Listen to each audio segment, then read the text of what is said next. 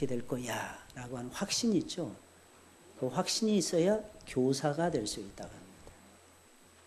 그래서 우리 앞에 있었던 수많은 우리의 선배 교사들을 보게 되면 그 확신 속에서 우리들 어린 시절에 가르쳤다는 마음이 들어요. 그러니까 찬양대 이렇게 찬양을 듣는데 문득 그게 생각이 나더라고요. 우리 찬양대 찬양을 듣게 되면 확신에 차서 부르는 이 모습, 이게 찬양의 힘입니다. 여러분, 찬양의 힘이에요. 하나님은 우리에게 이 부정한 마음을 제하시고 정한 마음을 주시고 이 불확실한 생각을 확실한 생각으로 바꿔주십니다. 어떻게 보면 그게 찬양의 힘이죠. 찬양을 부르면 부를수록 그 힘이 여러분들에게 솟아날 줄로 믿습니다. 찬양 늘 부르시고 여러분 힘드십니까? 피곤하십니까? 어떤 때 피곤할 때 많을 거예요. 그럴수록 더욱 입에서 찬양을 떠나지 않도록 찬양 항상 부르셔야 됩니다. 우리 다 알잖아요, 여러분들. 우리 식물에게도 클래식 음악을 들려주면 그 식물이 잘 자랍니다. 동물에게도 역시 마찬가지고. 그러니까 음악다운 음악을 우리가 지향해 가는 것이 정말 아름다운 것 같아요. 음악은 우리를 하나 되게 만드는 것 같아요. 그죠? 음악은. 그러니까 절의 스님들도 노래방에 가서 마지막에는 내게 강 같은 평화를 부른대잖아요. 저는 그 얘기 듣고 깜짝 놀랐어요. 진짜 내게 강 같은 평화를 부르고 있더라고요. 야, 좀 어떻게 그럴 수 있을까? 그들의 마음에도 공허함이 항상 밀려오고 있다는 거죠. 피곤하고 지치고 이게 인생살이라는 거예요. 그때 찬송을 부르게 되면 그 쏟아지는 하나님이 부어주시는 확신이 있는 거예요. 확신. 오늘은 효에 대한 말씀입니다. 너희 부모에게 순종하라. 효에 대해서 생각할 때마다 제 마음속에 떠오르는 시조 한 편이 있습니다. 조선 중기, 그것도 임진난이 일어났을 때에 유명했던 시인 중에 한 사람인데 송강 정철 선생님입니다. 어버이 살아실제 섬길 일난 다하여라. 지나간 후면 애달다 어이하리. 평생에 고쳐 못할 일 이뿐인가 하노라. 이 내용은 우리가 다 아시겠지만 다시 설명을 해드리자면 양친 부모님이 살아계실 때에 섬길 일이 있으면 다 하라는 것입니다. 모두 하여라. 모두 하여라. 다 하여라. 이것은 모두 하여라 이런 뜻이에요. 부모님이 돌아가신 후에 애달다고 후회하면 무슨 소용이 있겠느냐. 애달다고 후회하면 무슨 소용이 있겠느냐. 우리가 살아가는 동안에 다시 못할 일이 이것뿐이니라. 두 번 기회가 안 온다는 뜻이죠. 한 번 오고 지나간다는 뜻입니다. 예수님 당시에는 고르반이라는 제도가 있어서 유대인들은 하나님께 예물을 바치면 부모를 공경하지 않아도 된다라고는 이상한 논리에 빠져 있었어요. 궤변입니다. 궤변. 여러분 요즘 한참 보니까 이단에 대해서 한국 사회가 들끓고 있어요. 근데 이단이 도대체 뭘까요? 치우치는 것이 이단입니다. 여러분. 만약에 교회에서 예배만 잘 드리세요. 예배만 잘 드리세요. 여러분들. 그 교회 잘못된 교회입니다. 여러분. 잘 들으셔야 돼요. 예배와 삶이 균형이 잡혀져 있어야 돼요. 예배와 삶이 기도만 하세요. 기도만 하시면 하나님이 안 열어주십니다. 여러분. 잘 들으셔야 됩니다. 삶 속에 그리스도인다운 인격이 묻어나오고 하나님 앞에서의 섬김과 헌신과 또한 사람들 앞에서 사람들을 소중히 여기고 이 균형 잡힌 신앙과 인격을 가르쳐야 그 교회가 온전한 교회죠. 여러분들. 그래서 삶이 어려운 거예요. 하나만 잘하면 된다. 하나만 잘하면 된다. 누가 그럽니까? 여러분들. 또 세상 공부만 잘하면 된다. 누가 그럽니까? 언젠가는 무너져요. 왠지 아십니까? 마음이 공허한 거, 마음에 힘이 없는 거, 영혼에 힘이 없는 걸 이걸 어떻게 이해할 수 있겠습니까? 여러분들. 잘 나가는 아이돌 가수들이 갑자기 죽고 게다가 자살로 마감을 짓고 하는 이유가 도대체 무엇입니까? 채울 수 없는 마음의 공허함이 있다는 거죠. 그 공허함은 누가 채워주시는 거예요? 왕이신 예수님을 만나야죠. 찬양에서 나는 내 구주 예수님을 만나셔야 돼요. 그분이 내 하나님이라는 것을 믿으셔야 됩니다. 이걸 만나지 못하면 하나님 왜 내 사정을 안 들어주십니까? 내 원통함은 왜 수리해 주시지 않습니까? 내가 너무 피곤합니다. 내가 너무 지칩니다. 이게 이사야 40장에 나오는 바벨론 포로를 당한 이스라엘 백성들의 부르짖음의 내용이었어요. 여러분. 처음부터 그랬을까요? 처음에는 안 그랬어요. 처음에는 그들은 메시아를 분명히 믿었습니다. 그래서 신학고교라고 하는 회당을 지었어요. 그래서 거기서 열심히 말씀 배우고 열심히 기도했어요. 그런데 오시고자 약속된 메시아가 안 오시는 거예요. 10년이 지나도 안 오시는 거예요. 20년이 지나도 30년, 40년, 50년, 60년이 지나도 메시아는 오실 줄을 모르는 거예요. 서서히 그들의 영혼이 피곤해지기 시작을 하는 거예요. 내가 너무 피곤합니다, 하나님. 그때 하나님이 이사야 선지자를 통해서 들려주셨던 유명한 말씀이 야곱아 이스라엘아 두려워하거나 염려하지 말라. 내가 너와 함께하는 너의 하나님이니라. 그걸 가르쳐 주시면서 동시에 너희는 새 힘을 받아 올라가라. 너희는 새 힘을 받아 올라가라는 거예요.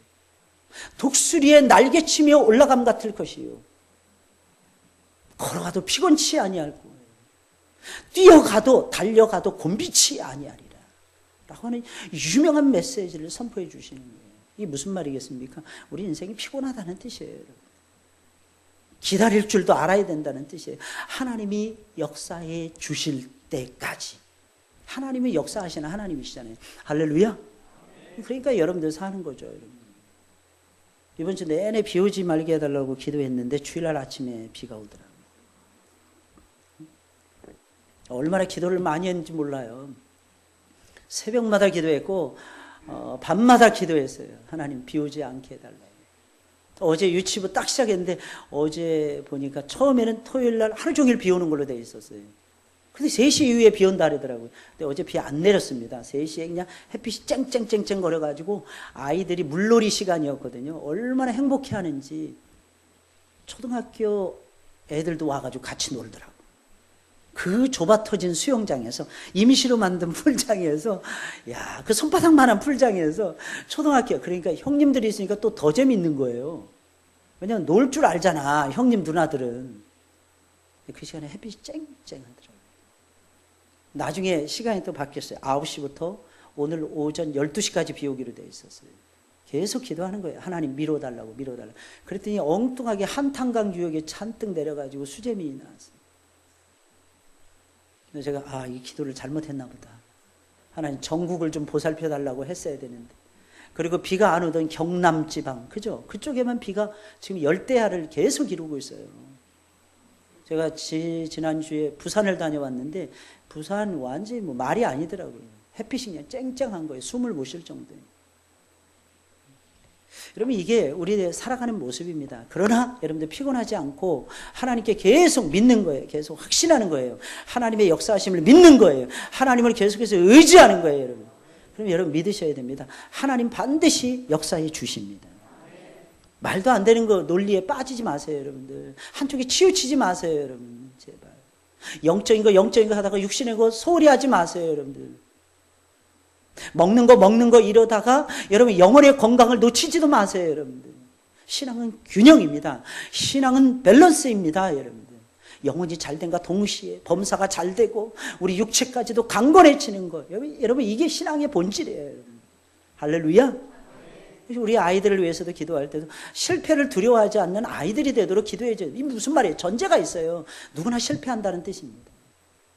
실패가 없다면 인생이겠습니까? 여러분들. 근데 그 실패를 두려워하지 않는 거예요. 또 부딪히는 거예요. 또 도전하는 거예요. 언제까지? 될 때까지. 하나님이 이루실 때까지 다시 일어나는 거예요. 여러분들. 이순신 장군이 유명했던 게 뭡니까? 무과 시험 볼 때 유명해졌잖아요. 여러분. 말에서 떨어져 다리가 부러졌습니다. 포기합니까? 포기하지 않습니까? 포기하지 않아요. 버드나무 줄기를 잘라가지고 그냥 그 자리에서 묶고 다시 비록 꼴등을 하더라도 끝까지 달리는 그 집념. 여러분들. 하나님은요 그 집념을 우리에게 선물로 주셨습니다. 끝까지 가보세요. 여러분들. 하나님께만 잘하면 된다. 안 됩니다. 여러분. 하나님을 향해서는 충성을 다해야 됩니다. 그리고 부모님에게 뭘 해야 됩니까? 효를 다해야 됩니다. 부모님에게 드릴 것을 하나님께 드렸다 이거죠. 유대인들의 사고방식.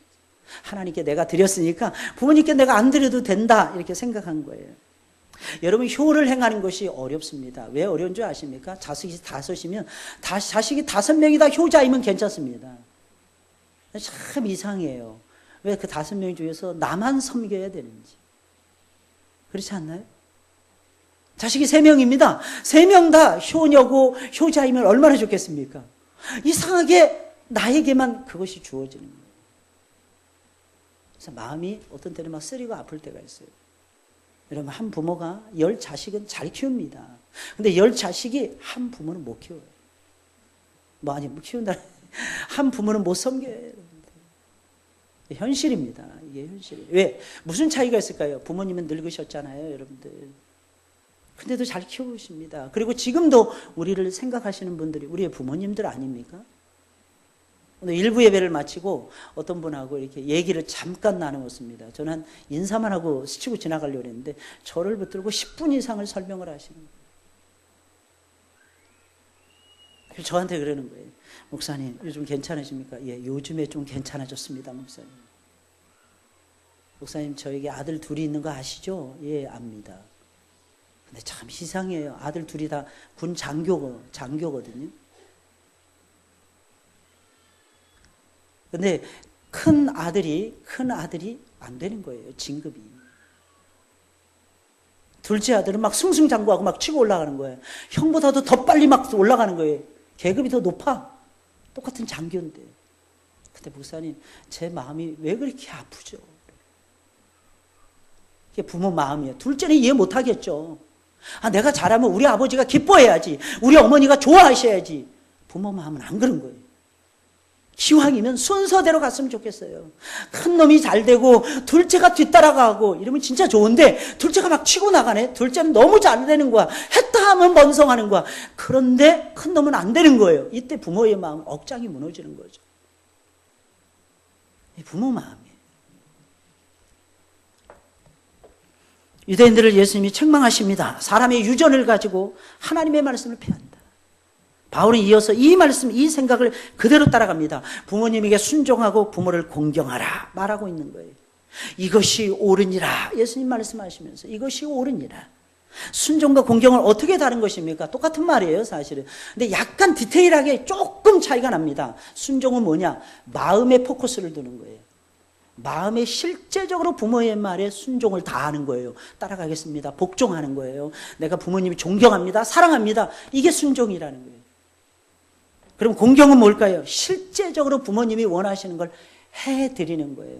부모님이 예를 들어서 매운탕 드시고 싶다 하면은 매운탕을 해드리는 거예요. 부모님이 갑자기 야, 내가 회를 먹고 싶다 그러면 회를 사드리는 거예요, 여러분들. 지금은 제가 먹고 싶은 것만 생각이 나서 말씀드린 거예요. 이상하게 하나님께서는 이상하게 우리의 마음속에 이걸 넣어주셨단 말이에요. 어떤 때는 이상하게 내장탕을 드시고 싶다는 거예요. 또 어떤 분들은 부모님들 중에서는 좋아하는 것이 있는데 감자탕을 그렇게 좋아하시더라고요. 또 감자탕. 그래서 감자탕을 드시면서 왜 이렇게 감자는 없지? 이러시면서 막 불평하시고. 근데 감자탕을 부모님이 원하신 걸 해드리는 거예요. 여러분, 그것을 가리켜서 공경한다고 얘기하는 거예요. 공경한다. 다시 말씀드리면 이거죠. 진정 부모님에게 순종, 마음으로 사랑하고 존경하면서 우리의 삶에서 구체적으로 공경해 드리는 것입니다. 구체적으로 공경. 근데 여러분, 이게 어려워요? 쉬워요? 어렵습니다. 근데 굉장히 쉬워요. 왠지 아십니까? 우리의 마음이 부모님에게 향하고 있으면 쉽습니다. 근데 우리의 마음이 부모님에게 향하지 않고 내일이 바쁘고 나도 먹고 살기 힘들고 나도 고민거리가 많고 나도 직장에서 치이고 내 생각만 하게 되면 이게 너무너무 힘들어요. 내가 부모님 때문에 시간 뺏긴다고 생각하면 힘들고 내가 부모님에게 이걸 꼭 해드려야 되느냐고 생각하면 힘들고 또 다른 자녀들은 다른 형제들은 아무도 안 하는데 나만 한다 생각하면 더 힘들고. 여러분, 제가 어떻게 할까요? 제가 경험했으니까 이게 너무 잘 못하겠더라고요, 진짜. 전 저희 어머니 누워 계실 때 결심한 것이 있었어요. 다시는 우리 형제들 안 만나겠다. 네, 장례 딱 끝나고 나서 줄기차게 형제들이 전화합니다, 저한테. 보자 하려고. 언제 보자. 다음 주에 저희 어머니 생신이거든요. 돌아가신 후에 뭐 첫 번째 생신은 만나야 된다면서요. 누가 그런 룰을 정해놨는지. 저는 그런 거하고 상관이 없어요. 왜? 살아계실 때 못하던 것들이 꼭 이상하게 돌아가신 다음에는 이것저것 따집니다. 특히 우리 누님 안 보려고 그랬어요. 근데 장례식 내내 저한테 와서 훌쩍훌쩍 하시더니 장례식 끝나자마자 제 손 붙잡고 한참 우는 거예요. 누님 다 필요 없다고. 살아계실 때 내가 분명히 그랬잖아요. 어머니 곧 돌아가실 수도 있다고. 왜 말을 안 듣고. 살아계실 때 한 번도 얼굴을 안 비치더니 돌아가신 다음에 이러십니다. 저 그래서 그 부천의 순천향병원 7층에 라운지가 있거든요. 거기서 집사람하고 둘이서 도시락 까먹으면서 많이 울었어요. 나중에 하나님이 13층으로 올려주시더라고. 더 높은 곳에서 보라고. 그 13층에서 둘이서 데이트하면서 내려다보면서 얼마나 속이 상했는지 말도 못해. 오죽하면 여러분들 다시는 형제들 안 보겠다는 결심을 다 했겠습니다. 나중에 보니까 또 사정은 또 있었더라고. 다 필요 없어요, 여러분들. 정철의 시가 딱 많습니다, 여러분들. 어버이 살아실 때 섬길 일난 다 지나가 누면 애달다 어이하리. 평생에 고쳐 못할 일 이뿐인가 하노라. 혼자 해야 된다는 게 이게 어려운 거예요. 근데 여러분이 그때 생각했어요, 저는. 저희 어머니가 저 혼자 키우셨거든요, 여러분들. 아버지가 둘이 아니었거든요. 어머니가 두 분이 아니었거든요, 여러분들.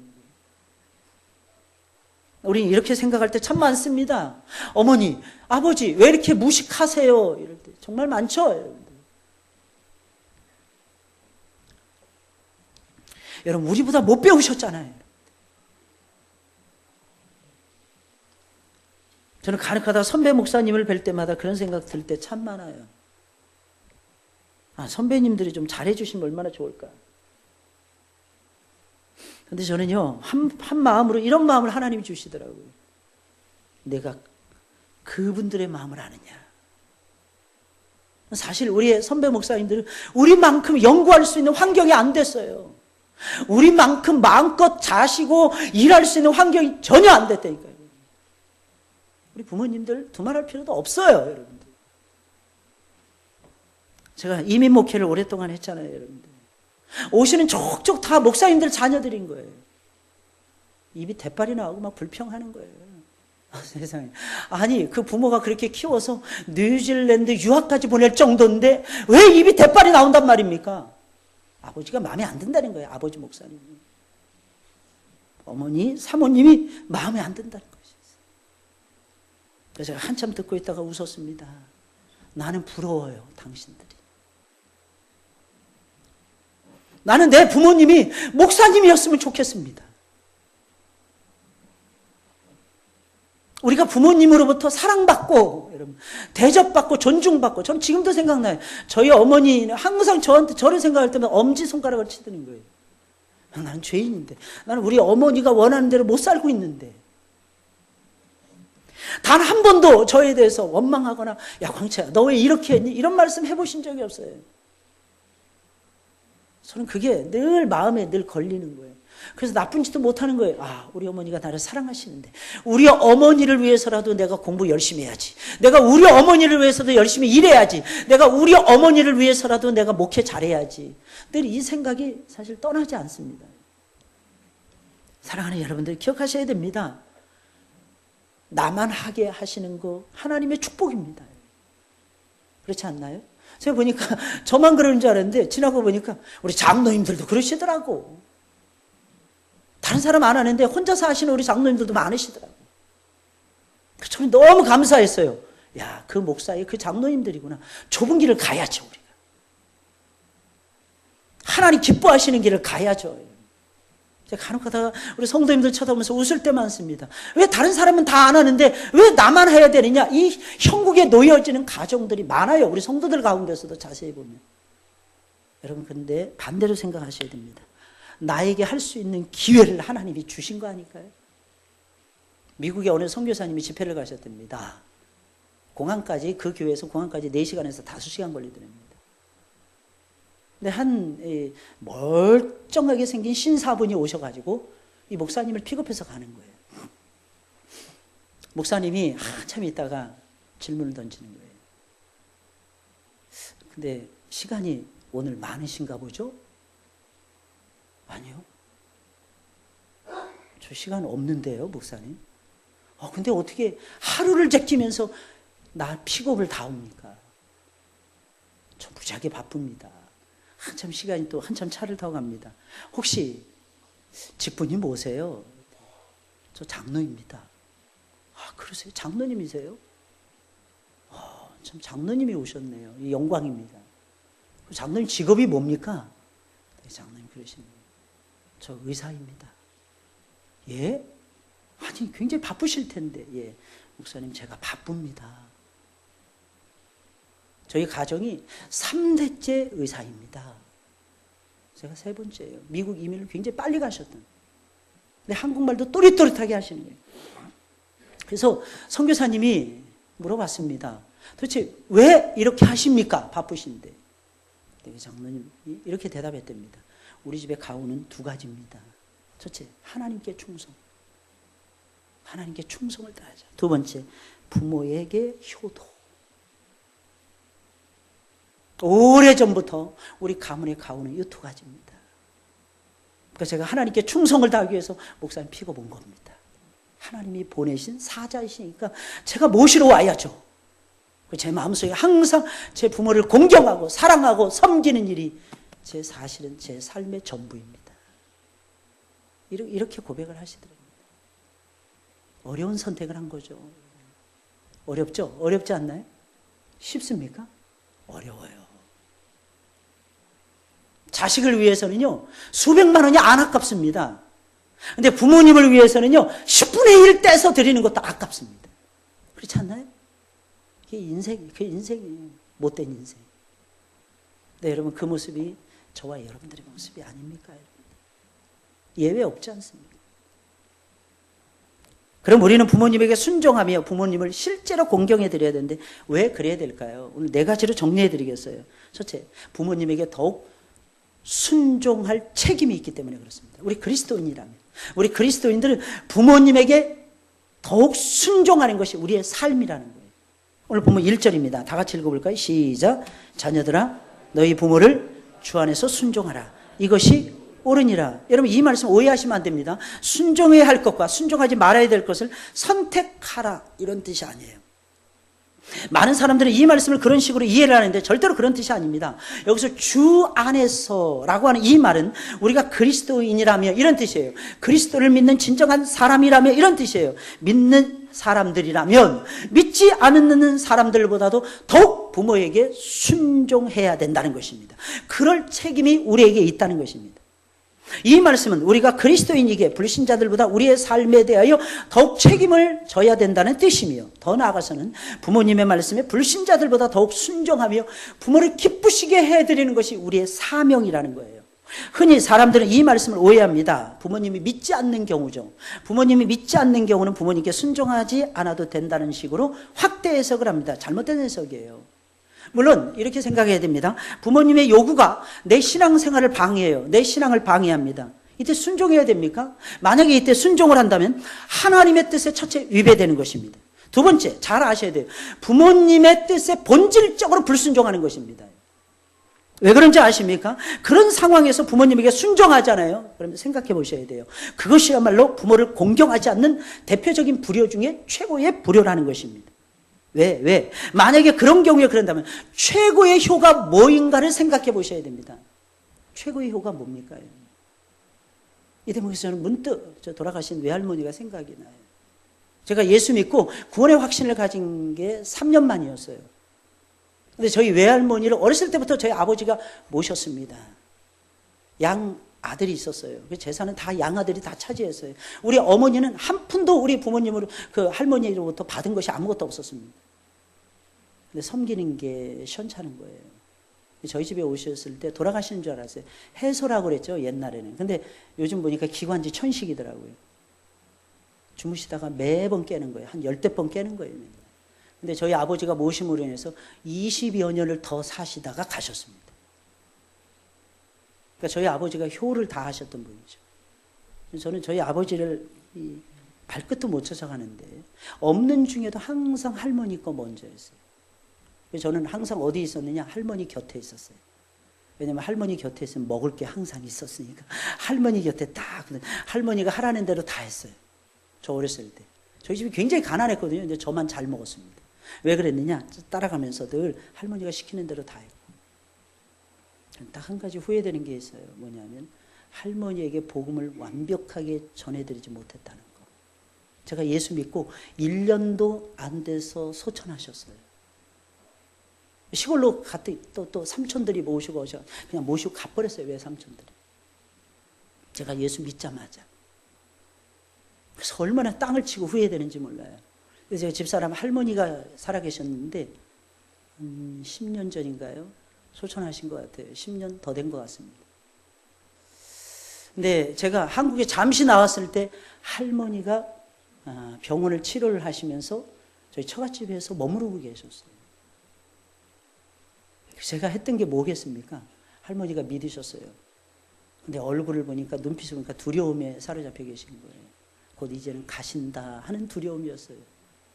뭐 했을까요? 복음을 열심히 전해드렸어요, 할머니께. 왜? 옛날에 제가 후회가 되는 것이 있었기 때문에. 할머니 확신하십니까? 확신인데 얼굴빛이 달라지고요, 눈빛이 달라지시더라고요. 여러분, 복음은 능력입니다. 사람의 속을 바꿔놔요, 여러분. 평안하게 하나님 품에 가셨어요. 여러분, 이게 최고의 효입니다. 많은 사람들 전도하면 이렇게 얘기합니다. 우리 아버지가 안 믿고 돌아가셨어요. 우리 할머니, 할아버지가 안 믿고 돌아가셨어요. 그때는 누가복음 16장에 부자와 나사로의 비유를 들려줘야 됩니다. 믿지 않고 죽었던 부자 어떻게 됐습니까? 나에게 형제 5명이 있는데 나사로를 다시 살려서 보내서 내 형제들에게 복음을 증거해서 내 형제들이 이곳에 오지 않도록 하소서. 돌아가신 분이 믿지 않고 절에 이름을 올렸다는, 절에 등을 안 걸었었던 사람이 이 가운데 누가 있습니까? 여러분들, 가족들 가운데서 대부분이 다 절에 등을 올리지 않았습니까? 여러분들, 우리 삶이 다 그랬잖아요, 여러분들. 근데 문제는 먼저 가신 분들이 원치 않는다는 거예요.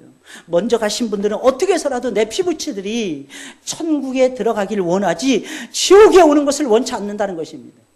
최고의 불효가 무엇인 줄 아십니까? 부모 전도를 못하는 것입니다. 부모 전도를 안 하는 거예요, 여러분. 가장 큰 효가 무엇인 줄 아십니까? 부모님을 인도하는 것입니다. 하나님의 품으로요. 그러니 그것을 포기했으니 이건 불효가 되는 거죠.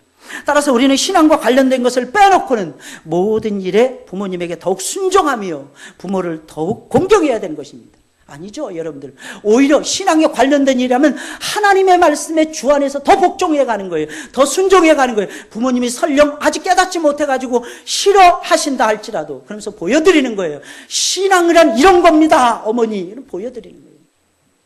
놀라운 사실은요, 이렇게 꿋꿋하게 믿었던 사람들 치고요, 부모 전도에 실패한 사람들을 제가 본 적이 없습니다, 여러분들. 할렐루야. 하나님이 하시니까.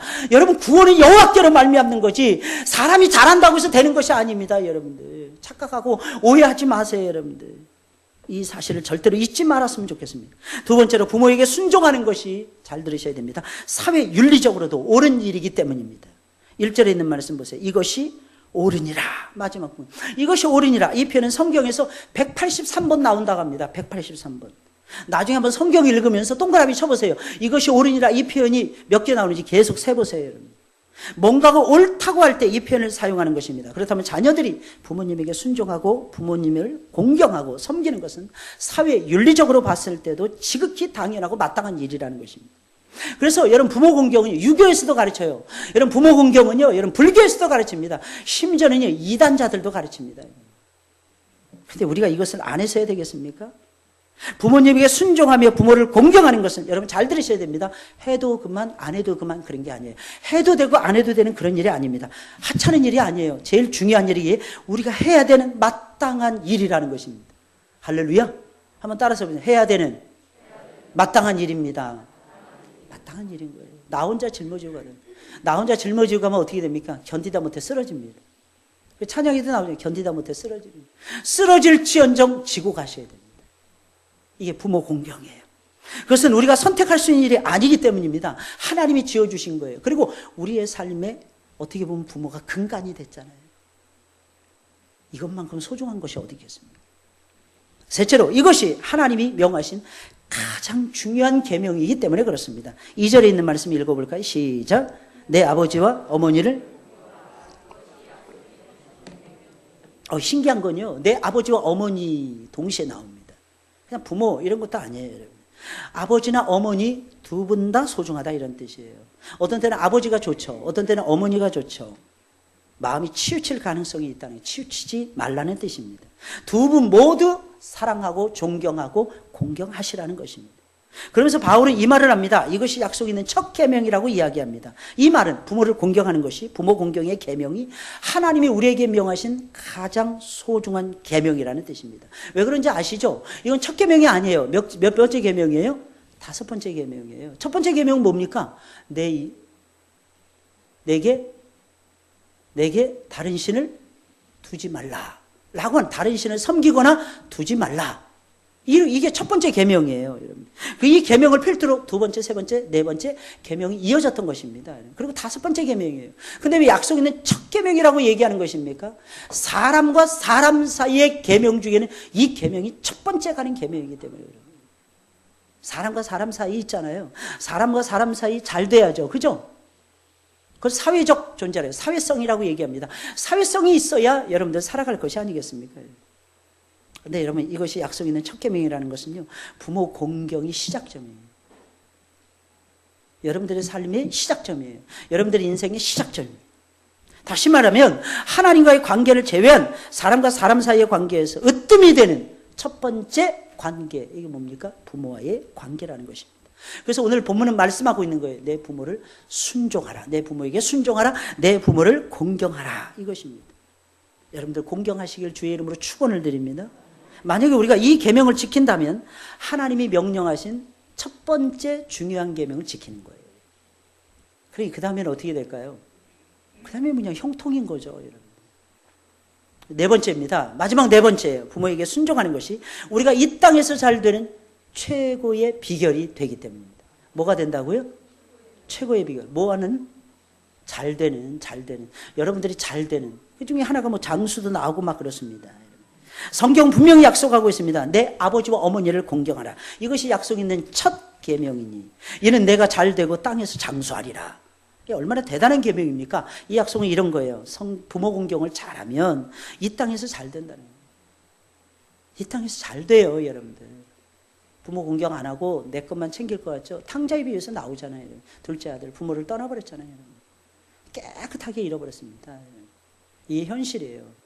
처음에 가서는 잘 됐을 거예요. 사람들도 막 몰려온다고 생각했을 것입니다. 아, 이 정도 살면 나는 멋지게 잘 사는 거야. 노세 젊어서 노세. 야, 젊어서 이렇게 논다는 것이 최고의 행복이야. 아니에요. 나중에 완전히 노예보다도 못한 신세로 비참해집니다.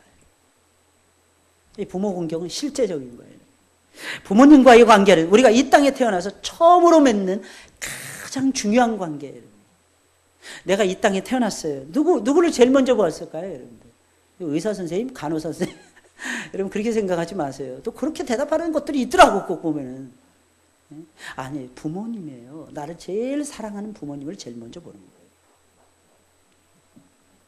만약에 이 중요한 인간관계에서 실패한다면 어떻게 되겠습니까? 우리가 맺는 모든 관계에서 삐뚤어질 가능성이 매우 높습니다. 그래서 성경은 부모님과 성공적인 관계를 맺는 것이 다른 사람들과 성공적인 관계를 맺는 근거라고 가르쳐주고 있는 거예요. 모든 인간관계의 뿌리 부모님과의 관계입니다. 근데 부모님과의 관계에 실패한다. 여러분, 부모님만큼 나를 생각하고 나를 사랑하는 존재가 누가 있습니까, 여러분들? 없어요. 못 따라가요, 여러분들, 부모님 사랑을. 자식은 삐집니다. 부모도 물론 삐집니다, 여러분. 근데 부모님은 오래 못 갑니다. 왜? 사랑하는 새끼들이니까. 자식이 10번, 100번 계속 삐져도 여러분 부모님은 안 삐집니다. 왠 줄 아십니까? 사랑하는 내 새끼라고 생각하기 때문에. 이게 진짜 무섭더라고요, 이게. 여러분 어때요? 여러분. 그런데 나를 사랑하시는, 최고로 나를 사랑하시는 분하고의 분들과의 관계가 깨진다. 누구와의 관계에서 승리할 수 있겠습니까? 가능성이 있을까요? 나를 이 세상에서 제일 사랑하는 사람, 내가 삐지든 뭘 하든 오해를 하든 사매를 하든 전혀 상관없이 나를 사랑하고 품어주려고 하는 부모님과의 관계에서 어긋난다면, 여러분들 다른 관계에서 어떻게 승리합니까, 여러분들? 세상에 나가보세요. 이리 떼들이에요, 여러분들. 나를 앓고 일어서려고 하는 사람들이 한둘이 아닙니다, 여러분들. 그런 사람들과 관계에서 어떻게 이깁니까, 여러분들? 불가능해요. 우리 보통 그러잖아요. 효자하고 결혼하면은 불행해지고 힘들다. 그럴 겁니다. 힘들 겁니다. 효자하고. 효자 비유 맞추기도 힘들어요, 여러분들. 근데 여러분 아십니까? 그 효자 때문에 며느리들이 복을 누리고 그 효자 때문에 자식들이 복을 누린다. 여러분 믿으십니까? 여기서만 아멘하지 마시고 여러분들의 삶 속에서 실제적으로 적용해 가세요. 하나님이 그걸 원하십니다. 제발 부모님과의 관계를 잘 맺으세요. 누가 사는 길인지 아십니까? 내가 사는 길이에요. 내가 사는 길이에요. 그러면 우리가 하는 모든 다른 일들도 확실히 잘 될 것입니다. 부모님에게 순종하는 것이 이처럼 중요한 거예요. 이 땅에서 잘 되고 장수하는 복을 누리게 한다니까요. 그러면 먼저 사랑하고 존경하는 부모님에게 순종하고 부모님을 공경해야 됩니다. 쉽게 말하면 이거죠. 부모님에게 용돈 드릴 걸 떼놓으셔야 돼요. 먼저, 제일 먼저. 에이, 우리 아버지가 나보다도 더 벌이가 좋으셔. 내 생각입니다. 드리세요. 내가 복을 받으려면 부모님에게 드려야 됩니다. 근데 신기한 거 말씀드릴까요? 그 주머니 속에 채워져 있던 거 다 나에게 돌아오더라고요. 제가 저희 어머니 소천하고 뭐 짐 정리하다 다 불태운다 어쩐다 하다가 짐 정리하다가 마지막에 좀 깜짝 놀랐어요. 저희 어머니가 모아둔 돈 뭉치가 발견됐어요. 저 그거 붙들고 얼마나 울었는지 몰라요, 사실은. 야, 참 자식들을 생각하는 마음이 참. 그걸 다 소천하시기 전에 이상하게 며칠 전에 통장을 다 주시는 거예요. 통장 이만큼 들어있다, 이거 있다. 그러면서 다 주시는 거예요, 저한테. 아, 이거 왜 줘요, 어머니? 그랬더니 가지고 있어. 그러시네요. 한 번도 그래 본 적이 없거든요, 저요. 깜짝 놀랐어요, 깜짝 놀랐어요. 그래서 제가 그거 소중한 데 썼습니다. 아주 소중한 데. 저희 어머니 기념할 만한 데. 한 푼도 저를 위해서 안 썼어요. 하나님은요, 참 희한하시더라고요. 역사하시. 부모의 마음을 어떻게 우리가 헤아릴 수가 있겠습니까? 참, 이걸 왜 안 쓰시고, 저희 어머니 씀씀이 보통이 아니시거든요. 제가 보니까 제가 드린 용돈 몇 개월을 모아놓으신 거예요. 한 푼도 안 쓰신 거예요.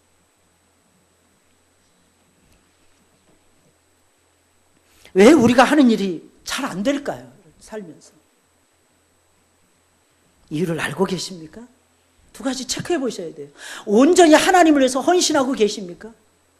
두 번째, 나를 낳아주신 부모님을 소중하게 여기십니까? 좀 부모님 입에서 욕이 나오면 어떻습니까? 그분들의 사랑의 방식이라고 생각하면 안 됩니까? 그 부모님이 생각이 좀 짧으면 어떻습니까? 저분은 순수해서 저러신 거야. 단순해서 그러시는 거야. 그래서 내가 큰 거야. 이렇게 생각할 수 없습니까? 모든 우리가 누리는 모든 축복은 나를 낳아주신 부모님이 주시는 선물들입니다. 성경은 분명히 말을 해주고 있어요. 너희 부모에게 순종하라 명령하고 있어요. 왜 우리는 부모님에게 순종해야 하는 것입니까? 간단해요. 그분들의 마음속에 우리밖에 없기 때문입니다. 사실. 이해하시겠어요, 여러분들?